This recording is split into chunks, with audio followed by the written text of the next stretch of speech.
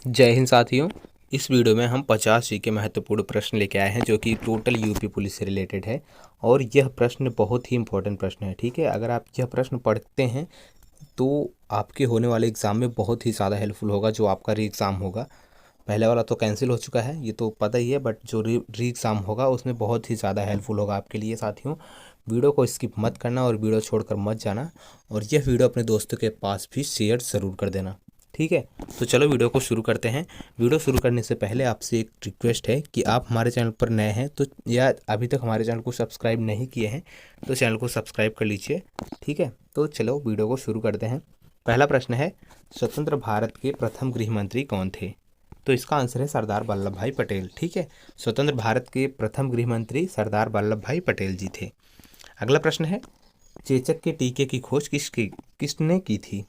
चेचक के टीके की खोज किसने की थी? तो इसका आंसर है एडवर्ड जेनर ने। ठीक है, चेचक के टीके की खोज एडवर्ड जेनर ने की थी, याद रखना। अगला प्रश्न है, किस राजवंश का काल कन्नड़ साहित्य के उत्पत्ति का काल माना जाता है? प्रश्न क्या है, किस राजवंश का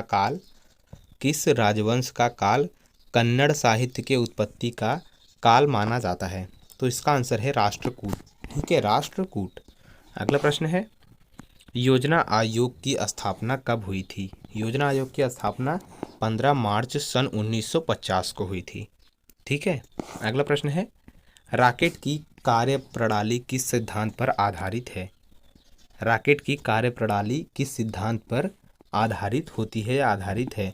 तो इसका आंसर है संवेग संरक्षण के सिद्धांत पर। ठीक है, रॉकेट की कार्यप्रणाली जो है वह किस सिद्धांत पर है? संवेग संरक्षण सिद्धांत के आधार पर है।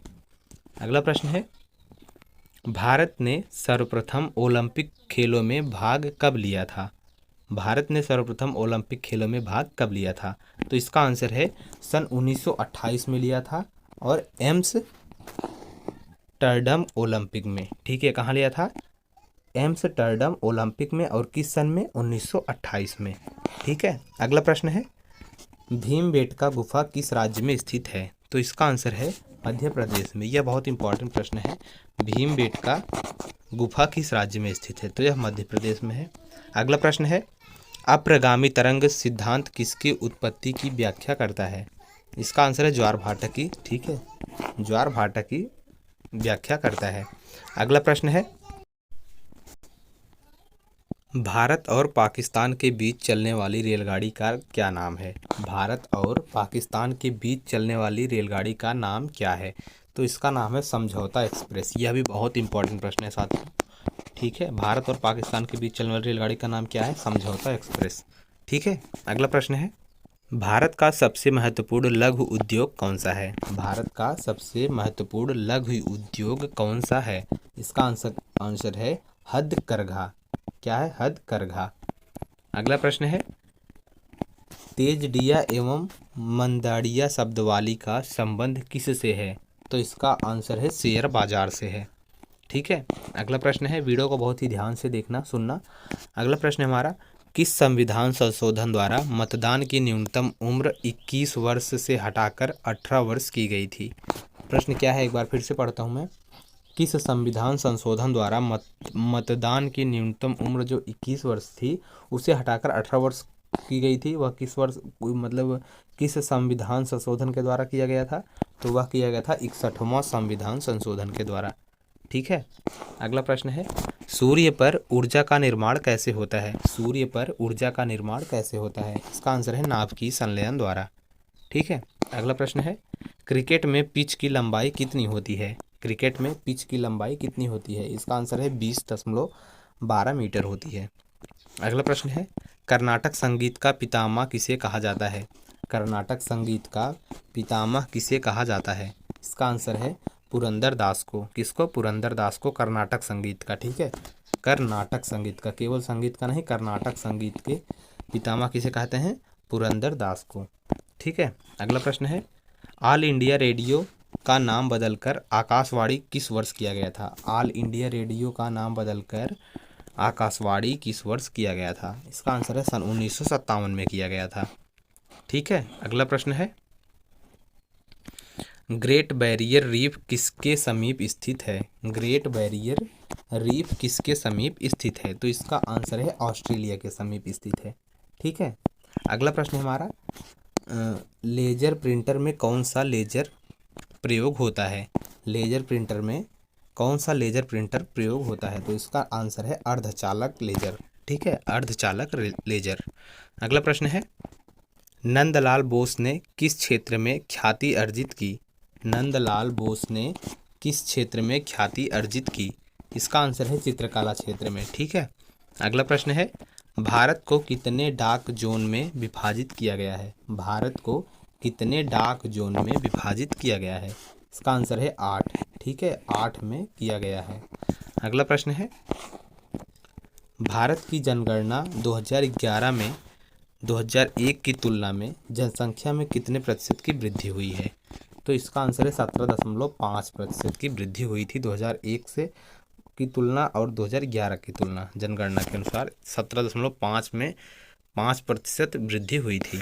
अगला प्रश्न है, भारत की आज़ादी के समय भारत का वायसराय कौन था? भारत की आज़ादी के समय भारत का वायसराय कौन था? इसका आंसर है लॉर्ड माउंटबेटन। ठीक है, लॉर्ड माउंटबेटन थे। अगला प्रश्न है, स्ट्रेट फ्रॉम द हार्ट पुस्तक किसके द्वारा लिखी गई थी? स्ट्रेट फ्रॉम द हार्ट पुस्तक किसके द्वारा लिखी गई थी?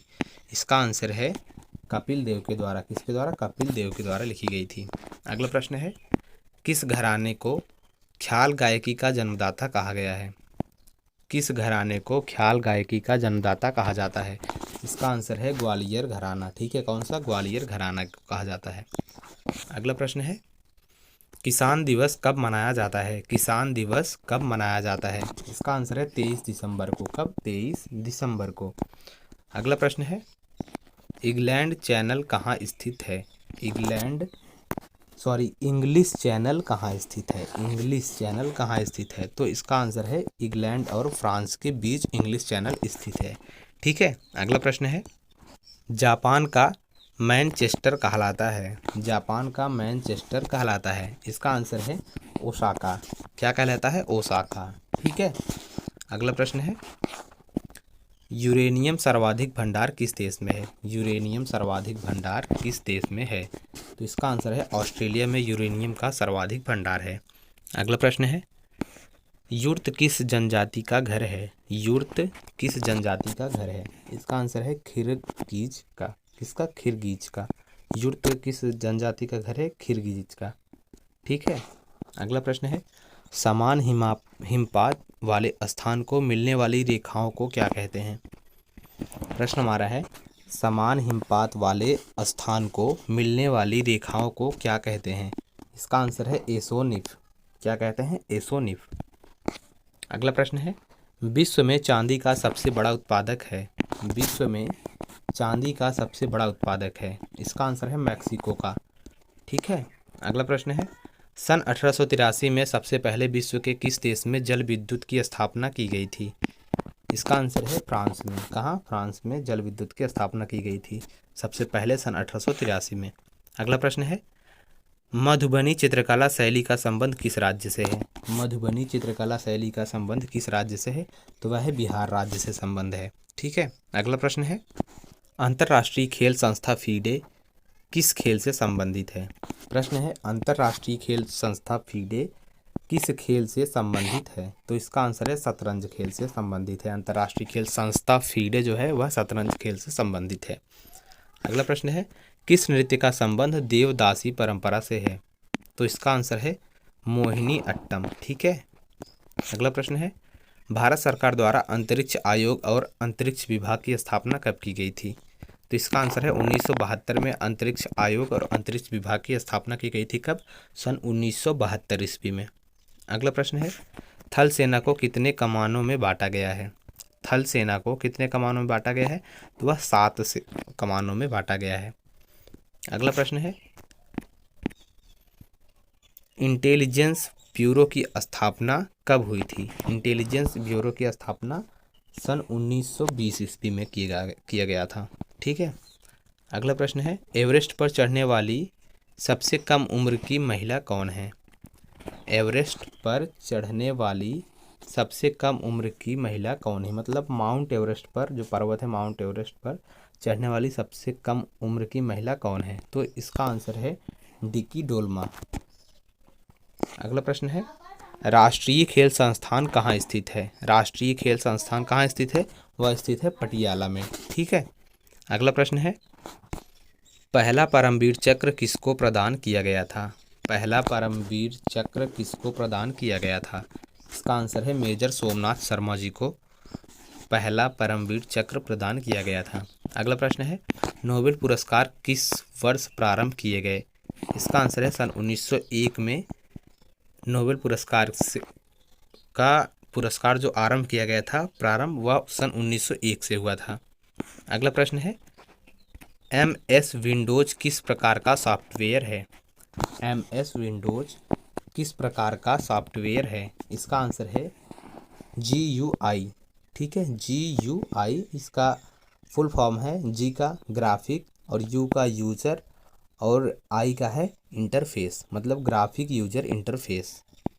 अगला प्रश्न है, मरणोपरांत सर्वप्रथम भारत रत्न से किसे सम्मानित किया गया था? प्रश्न हमारा है, मरणोपरांत सर्वप्रथम भारत रत्न से किसे सम्मानित किया गया था? इसका आंसर है लाल बहादुर शास्त्री जी को ही मरणोपरांत सर्वप्रथम भारत रत्न से सम्मानित किया गया था। अगला सवाल है, अंतर्राष्ट्रीय न्यायालय में कितने न्यायाधीश होते हैं? अंतर्राष्ट्रीय न्यायालय में कितने न्यायाधीश होते हैं? इसका आंसर है 15। अगला सवाल है, स्पष्ट दृष्टि की न्यूनतम दूरी क्या होती है? अस्पष्ट दृष्टि की न्यूनतम दूरी क्या होती है? इसका आंसर है 25 सेंटीमीटर। ठीक है। अगला प्रश्न है, पूर्ण आकार के गोल्फ के मैदान में कितने होल्स होते हैं? पूर्ण आकार के गोल्फ के मैदान में कितने होल्स होते हैं? इसका आंसर है 18 होल होते हैं। अगला प्रश्न है, भारत के अंतिम ब्रिटिश वायसराय कौन थे? भारत के अंतिम ब्रिटिश वायसराय कौन थे? इसका आंसर है लॉर्ड माउंटबेटन। अगला प्रश्न